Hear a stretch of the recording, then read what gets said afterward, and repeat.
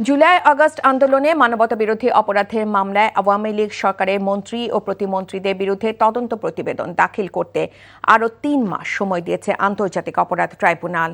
আগামী ২৬ জুলাই এই প্রতিবেদন দাখিল করতে নির্দেশ দেওয়া হয়েছে। আজ বিচারপতি মোহাম্মদ গোলাম মর্তুজা মজুমদারের নেতৃত্বাধীন ৩ সদস্যের ট্রাইব্যুনাল এই আদেশ দেন।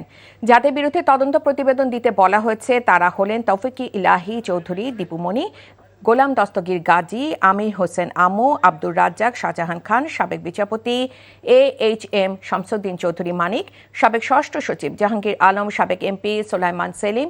এদিকে জুলাই অভ্যুত্থানে মোহাম্মদপুরে 9 জনকে হত্যা মামলায় নানক ও তাপস সহ 28 জনের বিরুদ্ধে আনুষ্ঠানিক অভিযোগ গঠন নিয়ে প্রসিকিউশন ও আসামি পক্ষের শুনানি শেষ হয়েছে। এ বিষয়ে আদেশের জন্য আগামী 7 মে দিন ধার্য করেছে ট্রাইব্যুনাল।